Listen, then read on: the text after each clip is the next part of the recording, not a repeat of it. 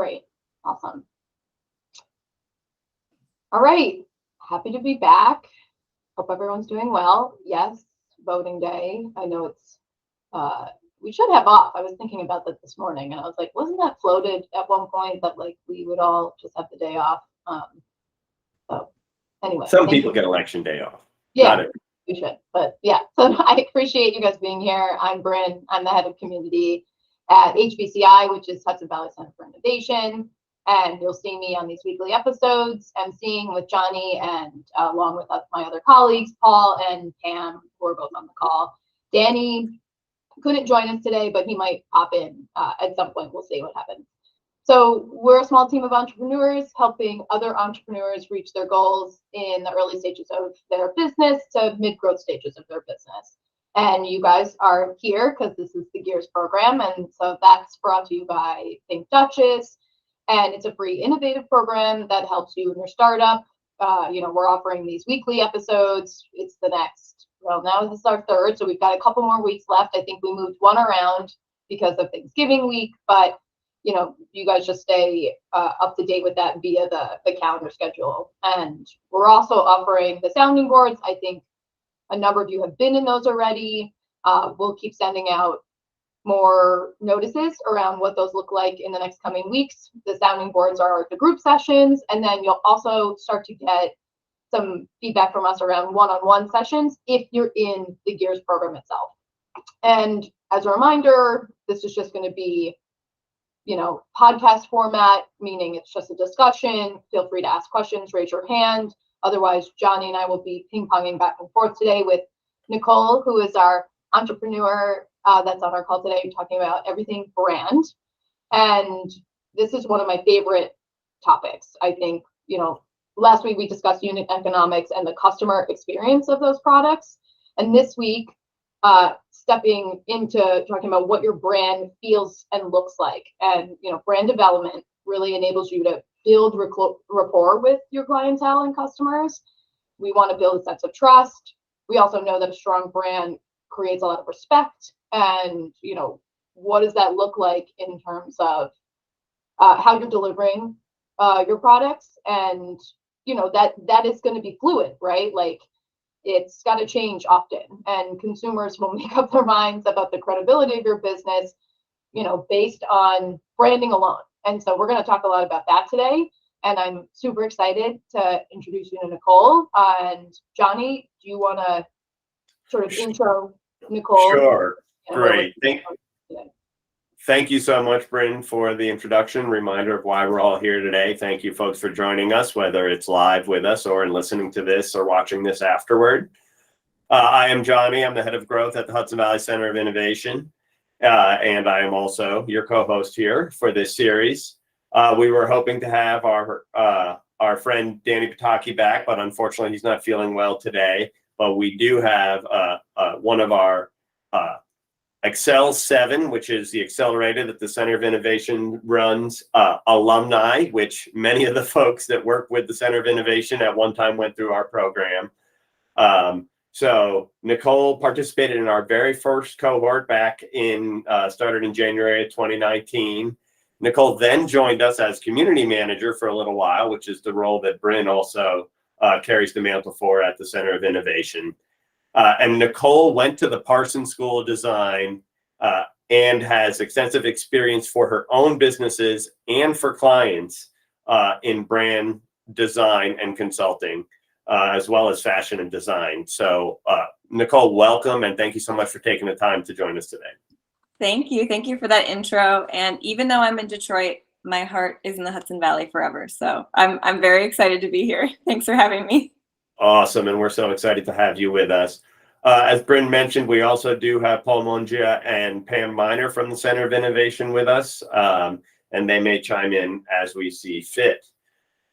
So as Bryn noted, we've been focusing on how do we build our business around our customer, from our jobs to be done, what is actually the need of our customer, to our product or service definition with the customer in mind, the very full definition of that with customer personas and empathy maps, And then, of course, we had to get into what's all that going to cost us and what are we going to charge for it, sort of for some, the dreary part of unit economics. Today, we take all of that knowledge and all the work we've done there and pour it into our brand. Now, all of us are in different stages in our brand development. And as Bryn noted, our brand will need to be updated and evolve from time to time. At the same time, we don't want to be, whipping in the wind, changing every 5 minutes, or we'll have brand confusion and our customers won't recognize us on the shelves or in that, quick video image that they see. So we have to balance that. But first, what do we mean when we talk about brand? What are the elements of brand? So I'm going to share just a couple that are most obvious to me, but I'd love to hear from Nicole and Bryn what else I might be missing. So the first and most obvious one is our logo, right? So this can be a text logo or an image logo, but this should represent our brand and identify an affinity between our customer and our product. There also might be, going along with that logo, a byline or some catchphrase that really, is a pithy explanation of what we are trying to be or serve for our customers. Nicole, what are some of the other elements that you think are most important when we're thinking about the elements of a brand? Yeah, the way I think about brand is it's everything that is externally facing about your company, right? So anything that somebody else who's not in your company encounters when they encounter your brand, your company is your brand. So like you're saying, everything, from logo to the typefaces and fonts that you choose, to your website, to the way that you show up on social media, to any of the print materials that you're putting out into the world, mailers, or your sign above your store if you have a brick and mortar store. Anything that falls under the umbrella of something that is externally facing to the public that they see when they encounter your company. Awesome. Bryn, is there anything else in there that we've missed? Yeah, the only thing I guess we're going to touch on this, but it's also the stuff that's external, but I think that comes from all the internal work that you have to do around it, right? Like I think I struggle with, so part of my brand is like me. So I'm like, I know who I am, right? And I'm like, how do I, translate this out into the world? And that gets sometimes tricky because you're, the internal stuff feels important too. Absolutely. And you speak about yourself as the brand, and you're a business of one right now. Yeah. But I think about employees as well, right? How do we require our employees to present themselves? What expectations do we have of our employees? I know when I ran Club Waka, Nationwide Sport and Social Club, we had the collared shirt look, right? Like you see the Best Buy, the Geek Squad folks and all of those. It's like, you should have a collared shirt on. It shouldn't be wrinkled. It should fit you well. The Yankees brand, they all have to shave. They're not allowed to have any facial hair. And you watch them play the Phillies or some of these other teams, and it's a stark difference. Now, right or wrong, telling your employees, how they can manage their hair, what seems, may seem strict to some folks, but it's a very strong brand for that reason. Two other ones that come to mind that may have been noted, but I want to reiterate them, is the color palette, right? What are the series of colors that resonate with your brand and that are allowed to be used in and around your brand, as well as corporate voice. The way you write is part of your brand, and it's definitely going to come from the founder. The way that the founder writes, or if they're not a strong writer, the voice that they hire to be the voice. And that's not just auditory, but in all of your writings, it should be consistent. So those are a lot of the aspects of a brand and what we mean when we're talking about brand. One other one that we mentioned in the pre-show is also your spokesperson or your mascot. We often talk about insurance businesses because they advertise more than almost anybody else, so you get to see their brands a lot. But we think about the gecko and Flo and the guy with the deep voice from Allstate. Like, these are other emblems of the brand, and they're very intentional. So that's what we're going to be talking about today. We're going to talk a little bit about examples and experience in building your brand or revisiting your brand for folks who already have created a brand, but now that they've done this work around their customers, they want to reconsider their brand and how you might do that. But before that, I want to take a step back and give everyone else an opportunity to learn a little bit more about Nicole. So with that, I'm going to ask Nicole to tell us a little bit about your company today, and that's Capri Financial, which we got to witness the birth of, or the first or second birth of, at Excel 7. Nicole? Yeah, thank you. So I started Capri 4 years ago. She's 4 years old now, which is hard to believe, but the company is, in essence, a financial education company for women. And right now we're entirely online. And when I started the company 4 years ago, as in an idea stage, we were focused on a younger demographic. And of course, we have pivoted and shifted our model and our everything about the company, right, over the last 4 years. But today we're a financial education company that offers a financial education library and soon to be services directly to our users. So that is what we do. That's what we do now. Awesome. So what else besides Capri? Yeah.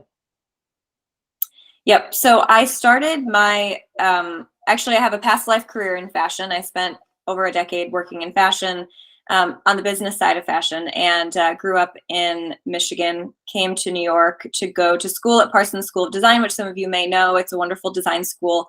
And I got my business degree from there, which is kind of funny. I got a business degree from a design school, but it was this awesome, combination of sort of exactly what we're talking about today, which is how you take, how you merge design and business together, right? And they do merge at so many places in business, and brand is like probably the best example of where they merge. So I studied that while I was in school and ended up starting to work with clients one-on-one, in terms of working on their brand strategy. Really, when I was still an undergrad, I was an elder undergrad though, so that's why that worked. But I started doing that about 7 years ago, and have ended up working with clients from retail and fashion in brick and mortar to venture capital companies, accelerators, and some other entrepreneurial communities, working on everything under the umbrella of brand strategy, which can mean really tangible assets like logo and color palette and website,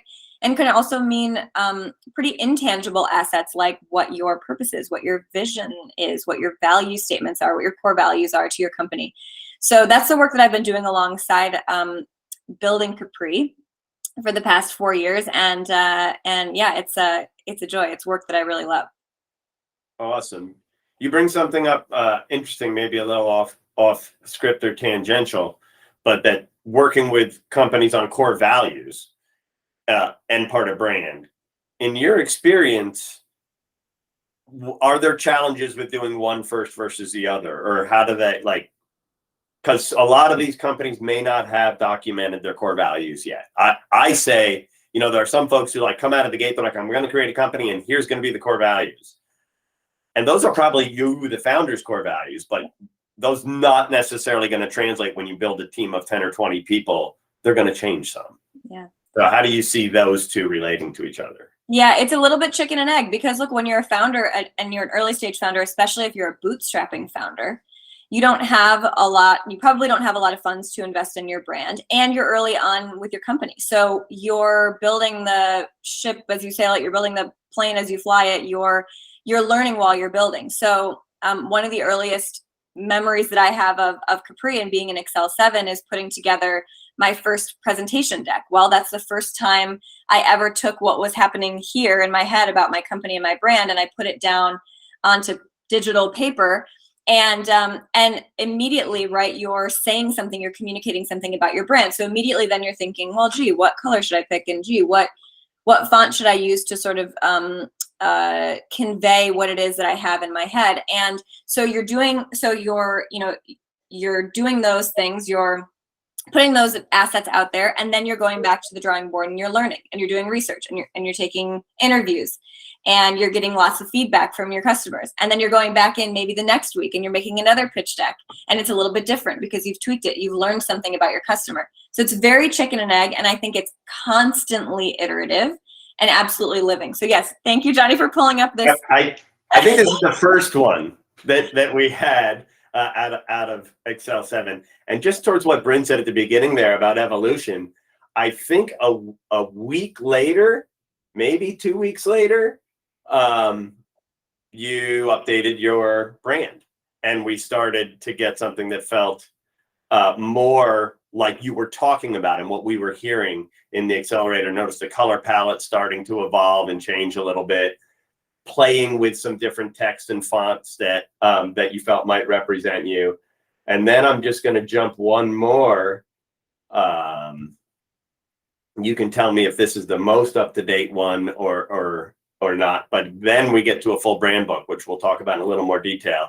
But the evolution of a brand, I think you can see just looking across these three different presentations real quick to see how a brand can evolve.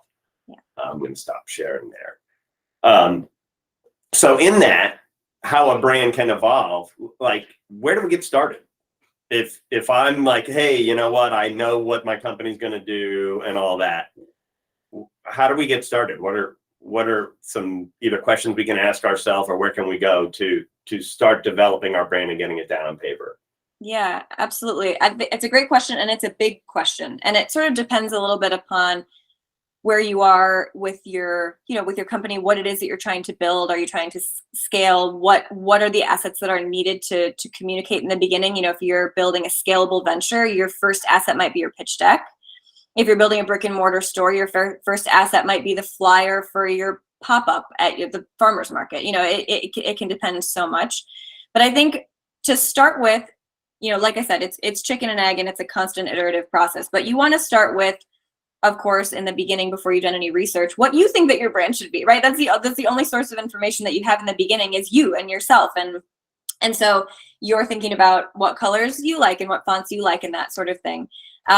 And when you're in that space and when you're in that phase, you want to start to develop the things that matter to you about your brand. And you're operating on assumptions at that point, right? So you're saying, so when you look back at that first Capri deck, it's like a very playful color palette. It's a little bit ombre. It's almost a little bit rainbow. It's like fun and bright and young, because at the time that was our target market was young women. Like, I think we were going for high school age girls. So that's a young demographic. So the font reflected that. So I would say in the beginning, start with what you know. You're going to work from there, and then nothing is going to be permanent, right? It's going to constantly evolve and change. But in the very beginning, you can use, like, you'll see that second example that Johnny showed was a template that I pulled from Canva that was free, right? It was a little bit more evolved than that very first PowerPoint looking pitch deck that you saw. But it was a free template that I pulled from Canva because I felt like it was a little more in line with the brand, but I was still developing the brand. So using tools that offer free tools like Canva, those things I think are phenomenal for when you're just starting out and you just need to produce your very first assets before you're really putting so much thought into them. And I also just want to normalize that's the reality, right? When you're getting started, you're not going out day one and investing $10,000 in the most beautiful brand. You actually shouldn't. That's a waste of money, because the brand's going to change, because you're going to learn so much about your customer and about yourself and about the kind of company that you want to build. So yeah, I hope that's helpful. I would say when you're starting out, it's not going to be perfect. Utilize free resources. Start with you and what you know, and then build it as you learn more.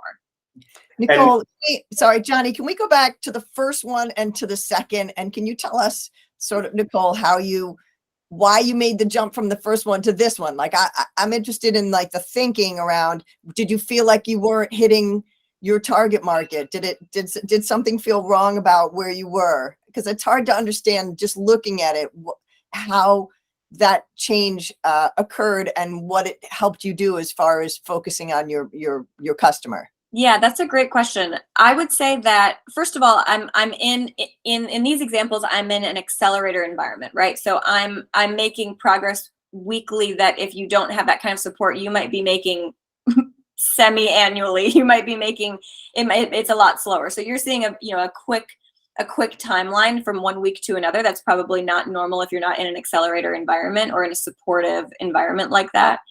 But I would say that what you're pushed to do in an accelerator environment is to iterate and make progress quickly. But even if you stretch that over a larger timeline and you say, oh, this was the deck from one day and then 6 months from now was the next deck, the difference between the two is I've learned about my customer. I've done more research on them.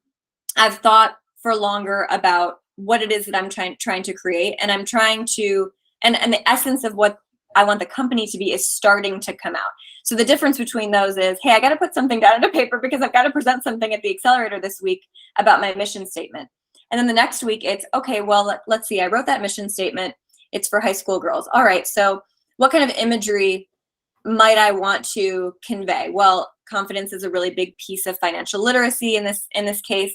So, confidence. I want the user to be, I want the person who's reading this pitch deck to be understanding what I know about my user, which is, what colors they like, what things they're doing. I want to sort of put the audience in the shoes of my user, right? In this particular case. So the difference between those is that I've started to hone in a little bit more on who my user is and what kind of visual identity I think goes with that user persona.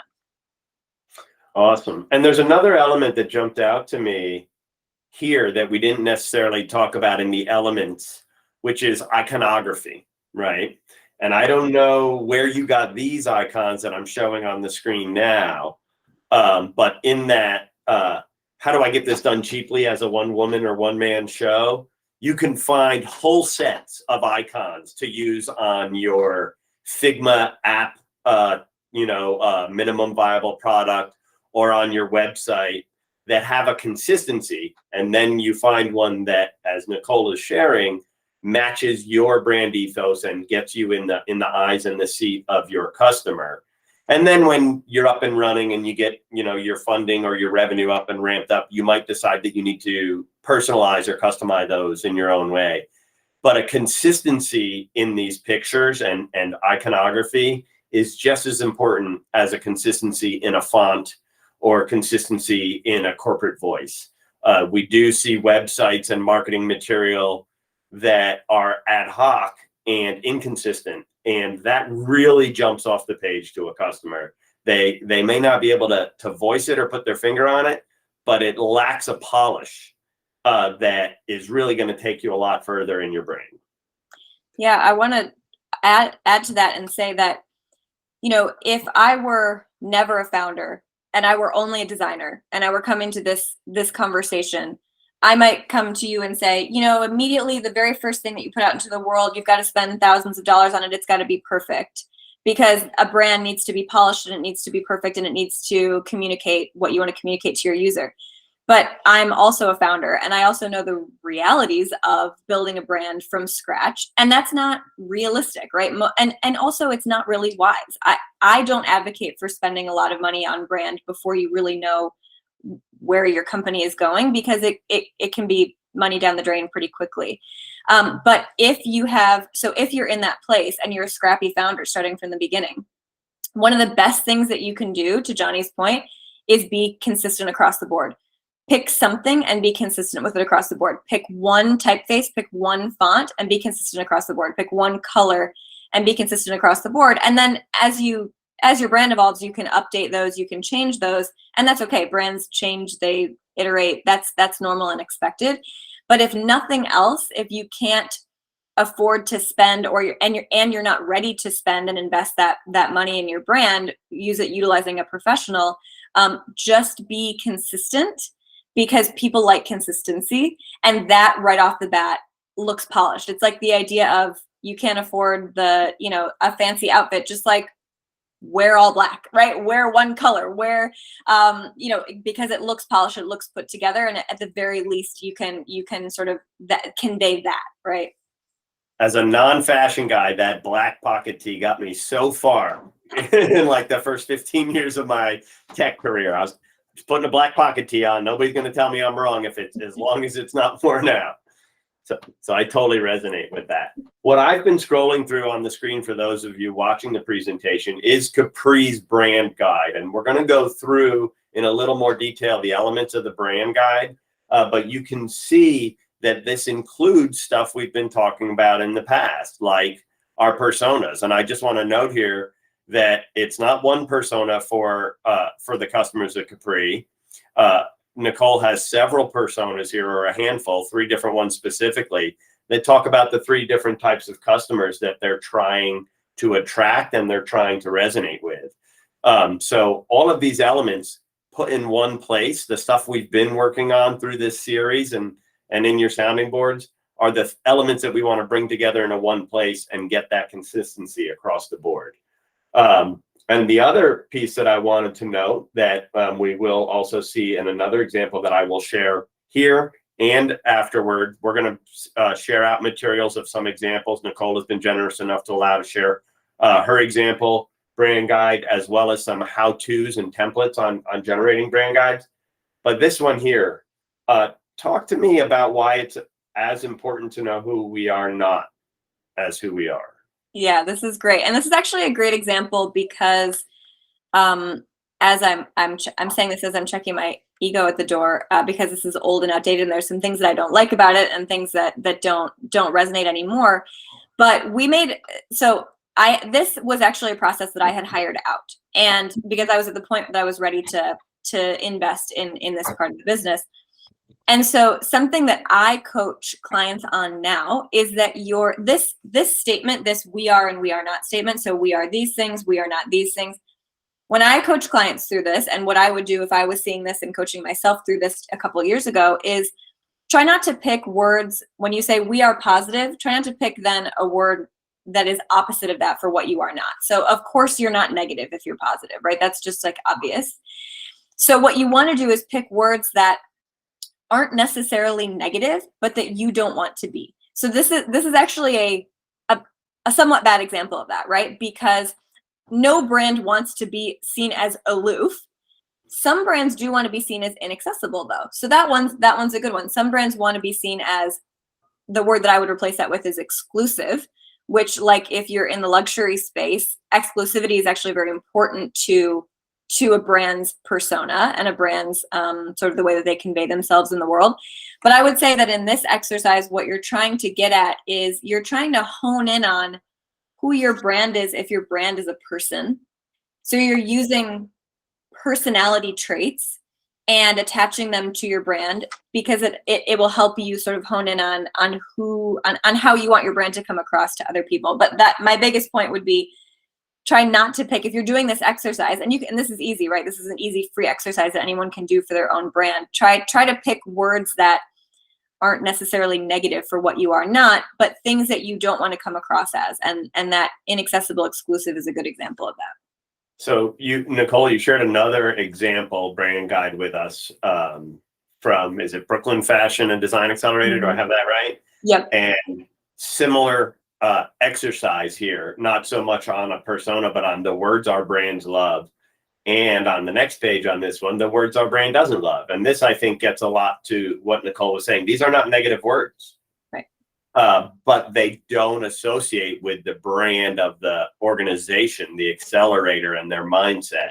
They want to be different. They don't want to be just education, right? They don't. So there's different ways to go about this, but another example in there of how to work through that. Yeah, and I think, go ahead. No, please. I think that if I'm coaching clients through this, or the folks who are listening who might be in different places building their brands, yes, it's great to lean on a professional, especially when you're ready to really invest and you really are clear on your company.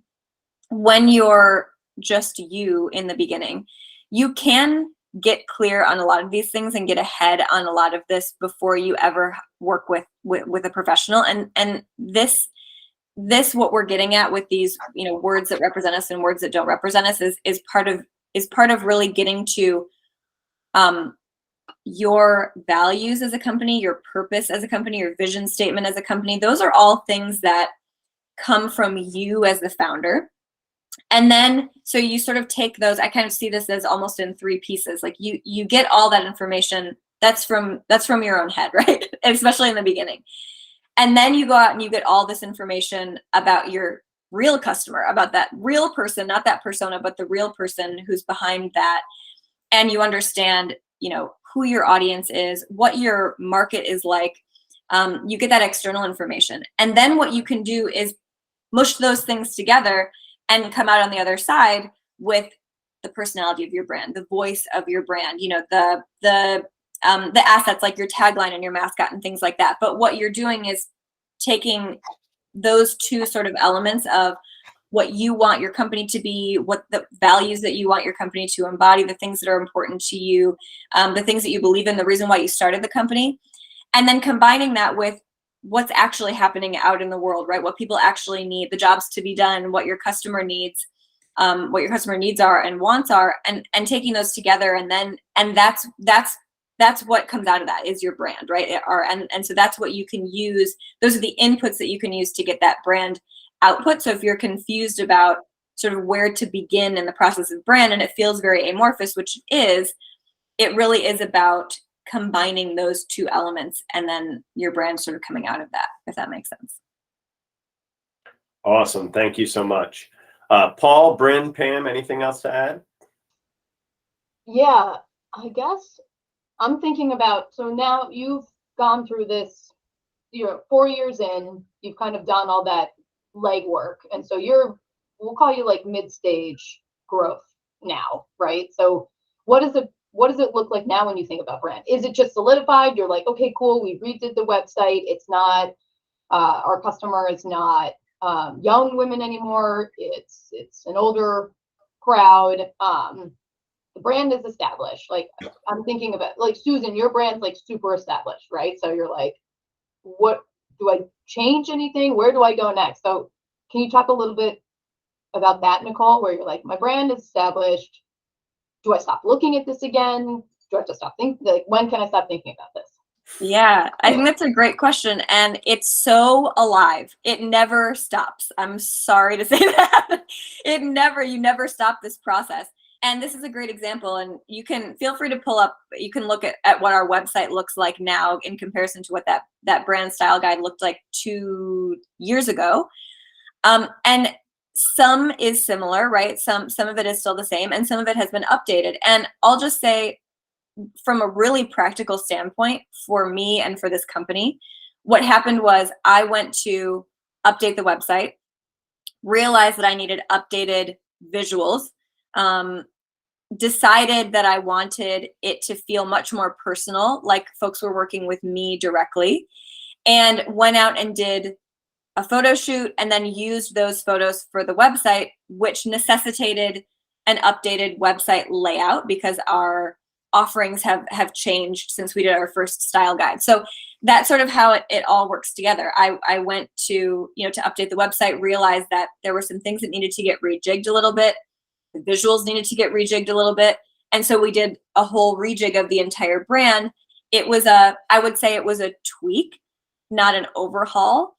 And you as the founder, right, will feel out when you need a tweak or an overhaul. So it was time for a tweak. And so that's what the process has sort of looked like, right? Is like, there was that big major first investment in the brand. I probably spent $5,000 to $10,000 on all of the branding, the brand kit, the website, social media, things like that, all the ways that we present to the world. I made a big initial investment in that.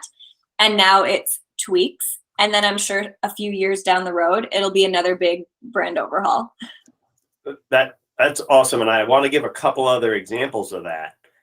So one of them, in terms of when do I have to think about this again, which I think was Bryn's question, and can I stop thinking about this? So as I've shared a few times, the biggest business I've ever created is Club WACA, which was originally called the World Adult Kickball Association, WACA. And we created a brand for that pretty quickly. And it was basically like a stick figure man on a ball that was, we copied the old Olympic, like 1984 Olympic iconography, because we wanted it to be serious in this ridiculously fun thing. And that lasted us with a few little tweaks for quite a long time.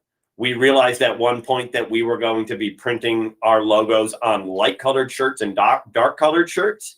So we needed a logo that worked on both of those, that worked with, maybe did we need black print or white print, or did we need to outline it in a color? So we had to make some tweaks at that point.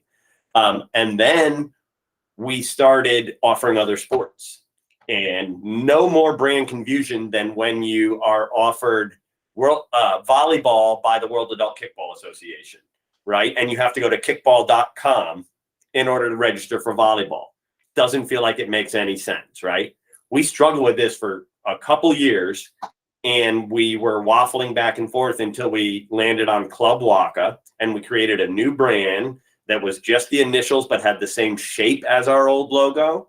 And it encapsulated our old brand because the World Adult Kickball Association still existed. It was now the governing body of kickball, but Club Waka was the organization. So we had to go through transitions there.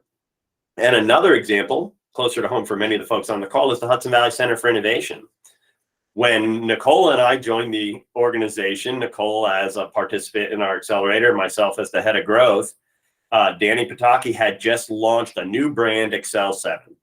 And Excel 7 represented an accelerator with an ESG mindset. And he had created a brand around that and a website around that. And it was great. And we built that over a year and a half, 2 years, and then the pandemic hit, and we shifted our work to work with small businesses, Main Street businesses, as well as startups and new businesses. And so an accelerator as our primary brand didn't make sense. We were actually registered as Hudson Valley Center for Innovation, but we didn't have any brand or what that meant around us. So we went through a branding exercise, and I'm actually going to share a couple pages of that as we move forward. And we created the whole new brand that you see today on the website of HVCI. And the reason we did that was because we had pivoted again, and we were building a new website.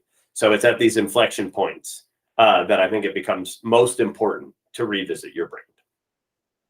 So what I'm hearing is the only constant is change. Amen. Right. Yes, but like strategy, you have to be careful, right? Because we can be changing it every week and distracting ourselves. Yeah, that's Yeah. Yeah. And I think Nicole, I'm kind of laughing because you and I both have this background in, design and fine arts. And it's like, I think I'll just change the website again today. Like I'll do that kind of like every couple of months. I'm like, that feels right. And so that's why my question was like, when can I like stop looking at this thing? But maybe it's being strategic about it, right? Yeah.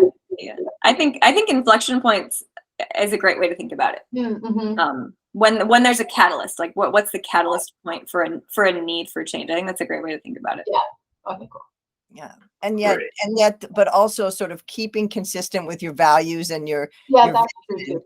Yeah. That just to carry that thread through. And then, based on the experience you're having with your customers and the feedback from your customers, you may be tweaking the product, but your values and your vision, like you carry that through as a consistency. Yeah, absolutely. Absolutely. Thank you, Pam. Yeah. So we've talked a lot about it. Now resources, like how do I get started? Nicole talked a little bit through how I get started. I'll tell you, and not to be an advertisement for these brands, but Adobe, and I just shared the link in the chat and we'll share it in Slack, gives a great overview. If you're like, man, they said a lot of good stuff, but I still don't really know where to get started. I just shared a link here. Adobe will talk to you in this article about consistent brand and brand identity and how to get started with it. So I won't bring this one up on screen, but it's a really good reference for where to get started. And then another tool that we will also share that we actually used internal at HVCI is a brand sprint. And you can do this alone, but it's best to do in a group. And if you don't have a team yet, if it's just you as a solopreneur, maybe potential customers or actual customers can also participate in this, or friends or family that know what you've been talking about and are sort of your foil in this.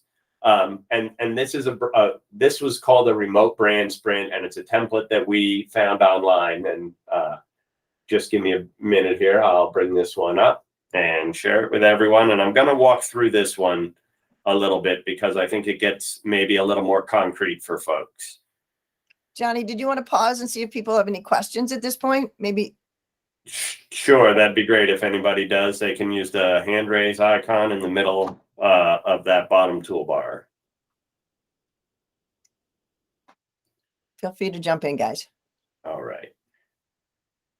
And while we're checking to see if anyone has any questions, I'm going to bring this up. And feel free to also raise your hand, and we'll stop when we see anybody asking questions. So again, this will be shared in the Slack and in an email.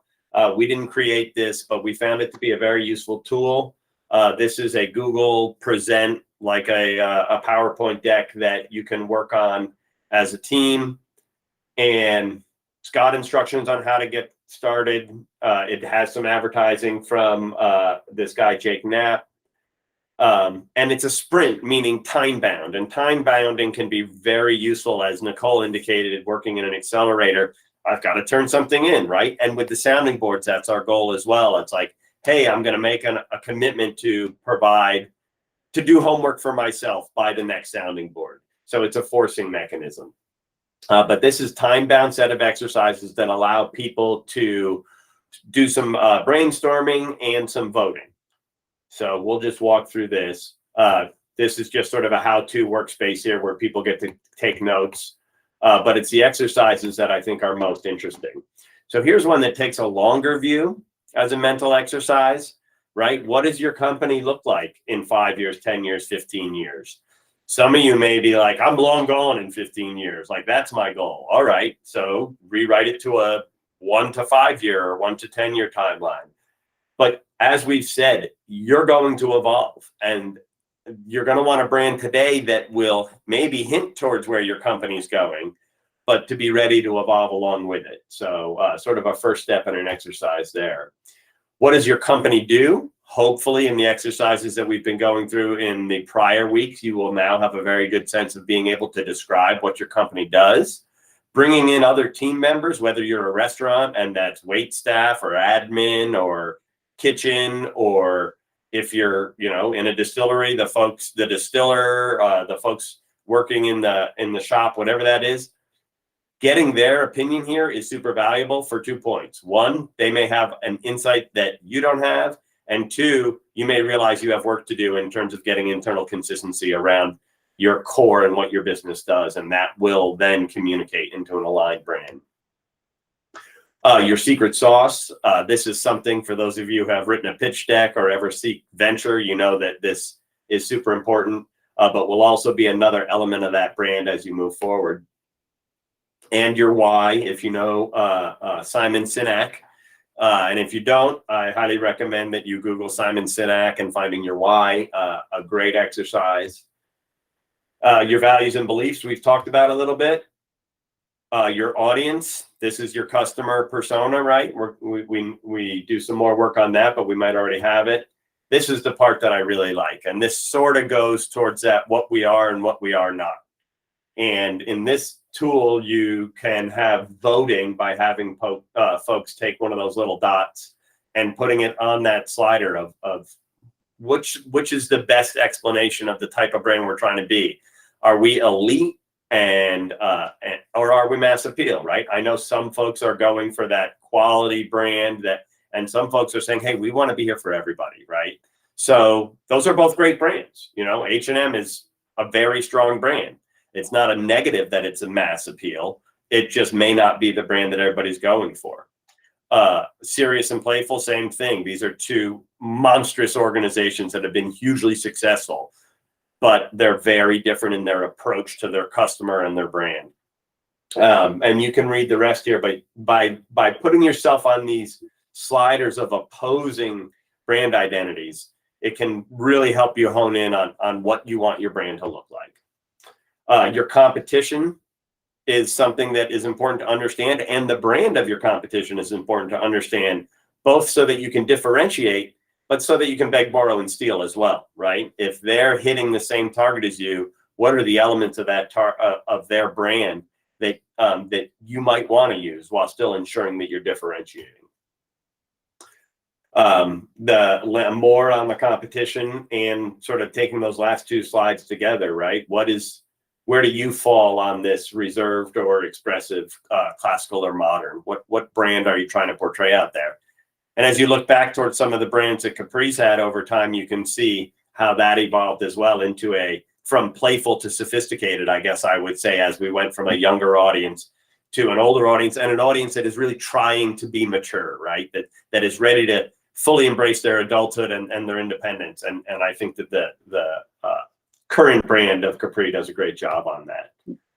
And then from there, we take it into transforming that information into I'm going to stop this here, into a brand, whether that's information we hand over to a designer or whether that's information that we take ourselves and grab designs that make sense to us. And I will say on that, handing it over to a designer thing, I think Nicole mentioned a $5,000 or $10,000 investment, which for some folks sounds totally reasonable, and for some folks may sound like not enough, and for other folks sounds completely out of reach. We're so fortunate in today's day and age, there are tons of resources for that really low end, low cost, whether that's 99 Designs and Fiverr, which are companies where you can basically get gig workers to compete with each other to help develop your brand. As well as independent folks out there who will do work for a very affordable rate, all the way up to very high-end designs. I remember the first time that we looked at external marketing, the first thing we got pitched was a $50,000 charrette, which was basically those 4 or 5 slides that I just went through and that style guide that we shared from Capri. They wanted to charge us $50,000 to do that. And I was like, I am in the wrong, I'm fishing in the wrong ponds or something, because that was not at all my plan there. So there's a high range of that. Bryn, Nicole, other places to start, other things that we should be thinking about to take that first step. And then I'd love to open it up again for questions and start to, as Danny would say, land the plane or bring it home. Go ahead, Bryn. Yeah, I'm just thinking about as like me as the brand and what I thought about in the beginning of when I started the company and what I wanted to call it. And I thought I was going to have employees someday. So all of those things like came to mind when I started the business. And now that it's me, and I think my clients come to me, I think that I'm finding that they like could give a shit about my website, like, or my social media. Like, people are coming to me because it's me. And so I'm like, okay, but how do I articulate that? Those are the challenges that I'm now facing as like a one-person show. And I don't know if we have anybody on the call who's also like a service provider that's a one-person show, if they have any sort of tidbits for me. Maybe now I'm making this about me, but that's where I'm at now. I don't know if, Nicole, you have any thoughts on that also, but when you're the business, how do you keep reiterating that to people that it's, it's me, you get me, right? Yeah, I think that's great. And actually there's a really similar thread with Capri, right? In the beginning, we actually were on track. We wanted to, get venture funding and scale really quickly, and decided to pivot and go for a slower growth model, a more sustainable growth model than a bootstrap model. And we did pivot a little bit toward me being more of the face of the brand. And I actually think that's really powerful and almost easier to do, because your voice is your voice, and you get to show up on social media as yourself, and you get to speak from your own experiences. And it's nice not to have to filter your words through a filter of, I've got to make this sort of sound like it's coming from the ether and coming from nobody, instead of just coming from me and coming from the heart. So I actually think it's really fun to be in that position. And I think I would just say as parting words, I remember in one of my earlier marketing branding classes at Parsons, our professor quoted Jeff Bezos, who had said, your brand is what people say about you when you're not in the room. And it's just, it's slightly ironic that he would say that, but it's a powerful thing to say and to think about your brand in that way, that it's, when you're the person who's creating it, you're in the weeds, right? You're inside looking out, and to put yourself into the shoes of somebody who has encountered your brand in some way, whether it's they chatted with the person at the register in your brick and mortar store, or they got the mailer, the flyer in the mail, or they saw the bus stop ad, or whatever it is, what impression you're leaving upon them, what you've communicated to them, what they think about you, like as if your brand was a person. And I think that that's a helpful way to, if you're not in a designer's mindset on a daily basis, kind of get yourself into that designer's mindset by putting yourself into the shoes of the user, which of course goes right into all of the customer user, understanding activities that you do, like jobs to be done, so that you can get yourself in that mindset, so that you can design for that person. And so you do kind of have to wear those two hats, but I think it's a helpful way of looking at it. The other thing I noticed on your website, and it's something that we talk a lot in other contexts about, is testimonials, right? Your website has testimonials there. Jobs to be done surveys will result in what could be testimonials, and other customer interviews and surveys can result in those testimonials. And then you get to pick, if you are the brand, Bryn, you get to pick the testimonials that talk about you in the first person.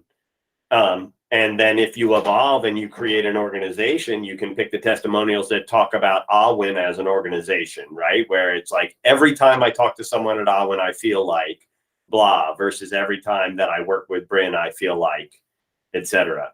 So I think that that's a really good way to look at it. And you actually bring up another really important thing about brand, and a challenge that I had a few times, and something that I look at on websites a lot, which is, I'll call it the About Us menu or drop down and web page on everybody's page. Is the About Us about the founders and the team, or is it about the company? And which one matters, and which one is your audience looking for? With Waka, About Us was our founding story for a very long time, and it talked about Jimmy, Johnny, David, and Rich, and why we started this and what we were looking for. And it was the same thing that we believed our customers were looking for.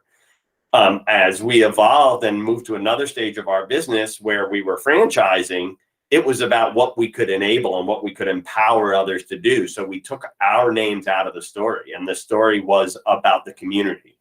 So that's part of your brand, right? And how strongly the founders step up and are the brand versus the mission is the brand is something that should be very intentional, because the customers will be looking at that About Us page, and really that'll give them a really good sense of what kind of company this is.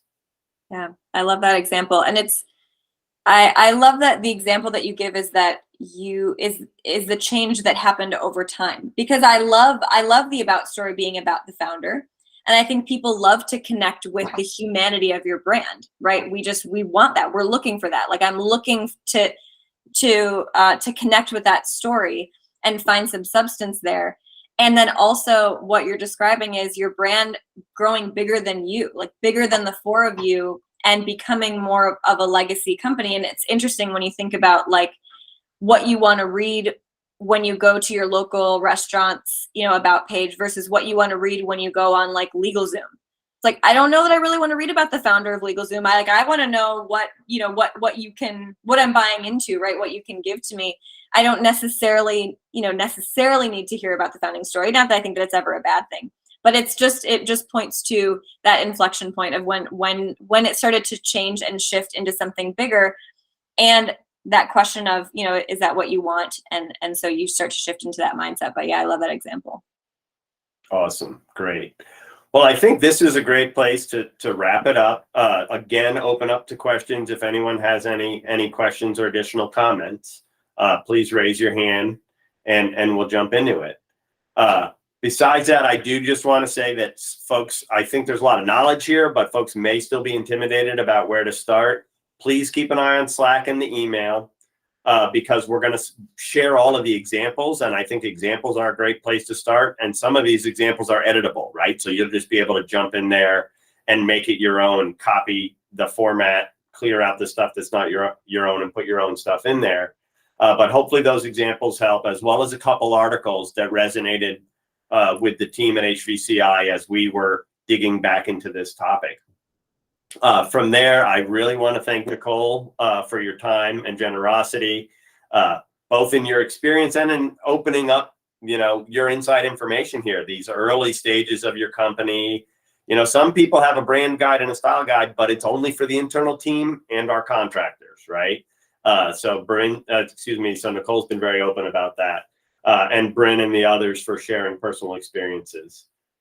So we hope this is valuable for everyone. We will be sharing those resources out. For those of you in the Gears program, please make sure you know when your sounding boards are, and if there's any conflicts, please let us know so we can make sure that you're in a group that will work for you and we can provide the most value in workshopping this work.